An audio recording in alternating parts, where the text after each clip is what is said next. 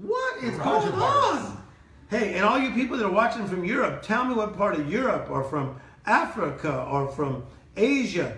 Tell me where you're watching from. Josh, give me that question. I got to pick up the pace. How do you pursue your dream and be a great parent as well? Okay, how do you pursue your dream and become a great parent as well? We're going to find that out right now because Mike and Samantha Phillips are back in the house. My goodness, you guys. Come on over here.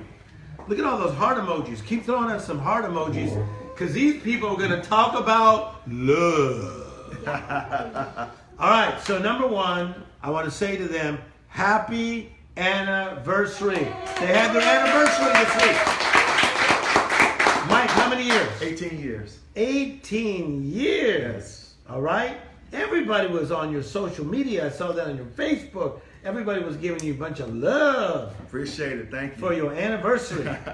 All right. So the question again, Josh, how do they do relationship and how do you pursue your goals? dream and your success, all of that, and also be a great parent as well? Okay, Samantha, I'm going to give that to you first. Well, what I would say is it's first and foremost, it's so important to have your priorities set. It's an example of putting rocks in a jar. If you don't put the big ones in first, you'll never get them in. Oh, good. So we have 6 kids. Yeah. 6! And, we've served and pursued the dreams of God from the time they were like infants, all of them. And so it's always making sure that the priorities are first. It doesn't mean it gets the most time. It just means that it gets time first. So it was that, and then just trusting and having wisdom to have people do what you don't really have to do, so that you can focus on the things that you do. It's an interesting thing. You had your own children, and then you adopted. Like, what got in you that you decided to adopt? Well, we had 4 boys, and we just kind of started having these dreams and visions of having girls. Yeah. And both of us were like, no, we already have 4. Like, we've done our part of replenishing the earth, right? But it just didn't go away. And so we just kind of, learned about the process. It wasn't a quick decision. 4 years in, after we started looking into adoption and attending things and all of that stuff, is when we finally got to the place where we did adopt. Yeah. And wow, and you adopted twins, and their lives, they are like beaming. How old are the girls again? The girls just turned 6 years old in June. Yeah, and they're just beaming, right? Yeah. And don't they feel like they are, like you had them, right? Oh yeah, no difference. In fact, I said, God knew what to do to put them last, because if that had happened first, there may be no natural children. Okay. All right, Mike, for all the men that are watching that are single, why should they consider being open to being married? Oh wow, that's a great question. If you are a man that's single right now in this society, understand that a woman multiplies your grace, and it multiplies your opportunity for success. One thing I learned is that I have more favor, or I would say more opportunities now that I'm with this gorgeous woman than ever before. That says a lot. Yeah. Give him some heart emojis. Hey, that's a lot of times when men talk to me, they say, I'm thinking of settling down. Tell me why you don't like that term, settling down, Samantha. Well, I think it's putting it in the wrong frame of mind. I think so. Yeah, because if you put it in the frame of mind that now, the best part of my life is over. Yeah. And it's like the all downhill from here is beginning. But if that's what you think, then it's kind of going to be what it is. Yes. And then you won't be able to really embrace all that an awesome woman would bring into your life. Okay. Yeah. All right. So who is the person who makes the final decision on things in your family? Okay. Whether it be vacation or buying a car or doing something. Mike. It's me. It is. I am the decision maker. But why?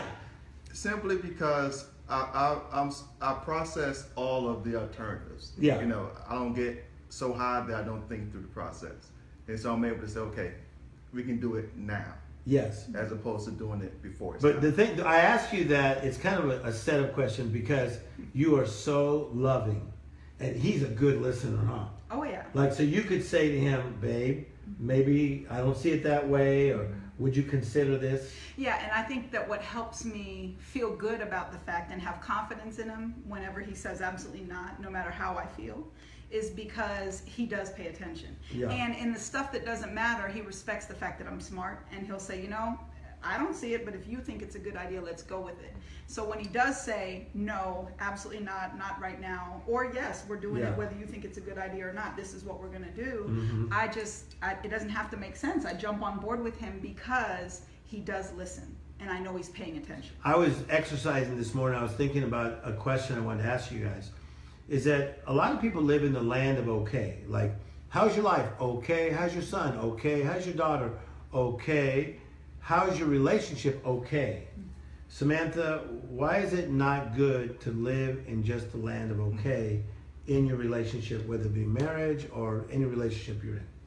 Well, I just think it's just not what really is the best available to you. Yeah. And at the end of the day, it also opens up the opportunity for things to kind of lie to you, situations, other people, to say that what they have for you is better, or something that's out there could, you know, give you, I don't know, some kind of next level, next step that isn't really there. You can have what you need. You even said it earlier when you talked about, you know, instead of having 10 jobs, you know, being the you know, master of none, the jack of all trades, but really developing where you are and maximizing where you are. Yes. So it's not supposed to be, you can't settle. Settle is not, you don't feel good settling. It's like depression. It's like just giving up. I mean, we're designed to want better and want more, no matter how good right here is. Yes. Okay. Question to Mike. How do we get through a cool season? Somebody asked me, a cool season, because you get in a relationship and many times you're feeling hot, you're feeling good, you want to be around them, right?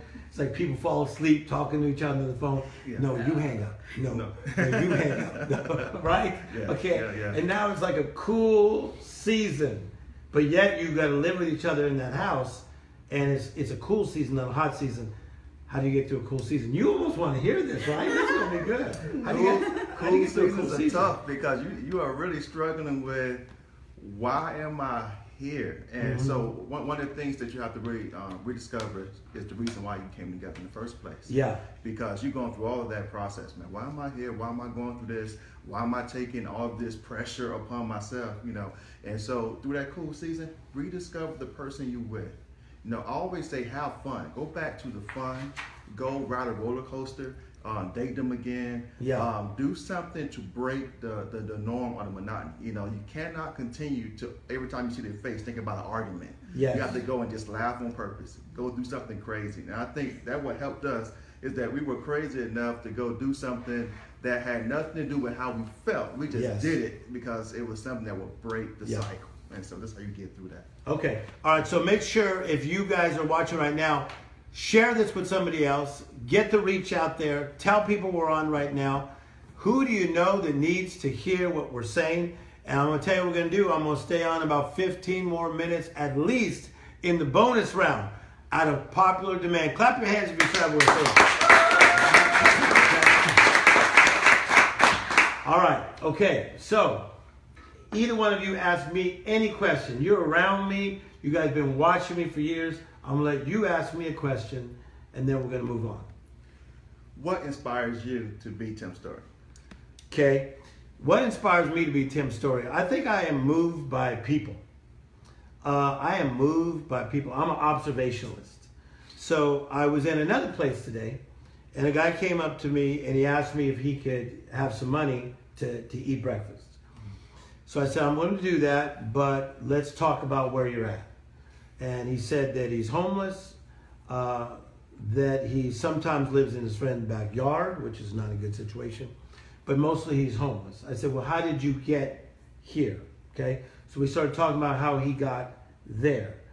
And then we started talking more about his life. That's what moves me to be Tim Storey, is the need. Wow. The need.